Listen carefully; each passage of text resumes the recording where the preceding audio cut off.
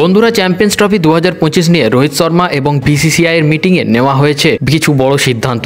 Meeting শেষ হওয়ার পরেই দলের সিলেকশন নিয়ে নানা আলোচনা শুরু হয়েছে। তবে সবচেয়ে বড় খবর হলো বুমরার চোট। এটা নিয়ে এখন পুরো ভারতীয় দলের চিন্তা ভীষণভাবে রয়েছে। আরও কিছু খেলোয়াড়কে বাদ দেওয়া হয়েছে বলে শোনা যাচ্ছে। মোট 15 জন খেলোয়াড়কে সিলেক্ট করা হয়েছে, কিন্তু সঞ্জু স্যামসন থেকে শুরু করে মোহাম্মদ শামি, যুজবেন্দ্র চাহালের মতো কিছু খেলোয়াড় বাদ পড়েছেন। তবে কোন 15 জন খেলোয়াড় দলে জায়গা পেয়েছেন জানাবো আজকের এই ভিডিওতে। তবে তার আগে আপনিও যদি চান টিম ইন্ডিয়া চ্যাম্পিয়ন্স ট্রফি জিতুক, তাহলে অবশ্যই ভিডিওটিতে লাইক করে কমেন্টে ইন্ডিয়া লিখে দেবেন।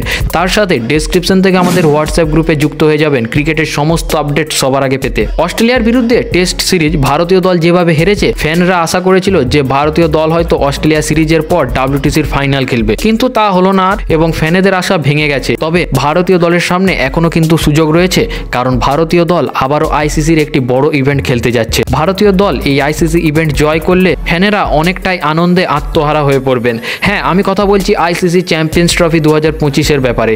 চ্যাম্পিয়ন্স ট্রফির জন্য ভারতীয় দলের সিলেকশন হয়ে গেছে এবং যেখানে 15 জন খেলোয়াড়কে দলে সুযোগ দেওয়া হয়েছে বলে শোনা যাচ্ছে। ভারতীয় দলের ওপেনিংয়ের যদি কথা বলি, সেখানে থাকবে রোহিত শর্মা এবং শুভমান গিল। হ্যাঁ, টেস্ট ক্রিকেটে এই খেলোয়াড়রা ব্যাটিংয়ে অস্ট্রেলিয়ার বিরুদ্ধে তেমন ভালো না করতে পারলেও ওয়ানডে ক্রিকেটে কিন্তু তারা ভালো পারফর্ম করেছিল। 2023 সালে অনুষ্ঠিত ওয়ানডে বিশ্বকাপে তারা কিন্তু শুরুটা দারুণ করেছিল। তাই চ্যাম্পিয়ন্স ট্রফিতে রোহিত শর্মা এবং শুভমান গিলই ওপেন করবে। তার সাথে ব্যাকআপ প্লেয়ার হিসাবে থাকবে যশস্বী জয়সওয়াল। তার সাথে থাকছে মিডিল অর্ডারে যদি কথা বলি, তাহলে সেখানে থাকবে বিরাট কোহলি, শ্রেয়স আয়ার, KL রাহুল, ঋষভ পন্থ, রিয়ান পরাগ। অলরাউন্ডার হিসাবে দলে সুযোগ পেয়েছেন হার্দিক পান্ডিয়া, নীতিশ কুমার রেড্ডি, অক্ষর প্যাটেল এবং ওয়াশিংটন সুন্দর। তবে রবীন্দ্র জাদেজাকে এই টুর্নামেন্টে বিশ্রাম দেওয়া হয়েছে। তবে শোনা যাচ্ছে যে স্পিনার হিসাবে বরুণ চক্রবর্তীও দলে কিন্তু সুযোগ পেতে পারে। পেস বোলারের যদি কথা বলি, তাহলে সেখানে থাকছে জসপ্রীত বুমরা, মোহাম্মদ সিরাজ এবং অর্শদীপ সিং। তবে মোহাম্মদ শামি এবং সঞ্জু স্যামসনের মতো বড় খেলোয়াড়দের এই সিলেকশন থেকে বাদ পড়েছেন, যা ভারতীয় ফ্যানেদের কাছে একটা হতাশার বিষয়।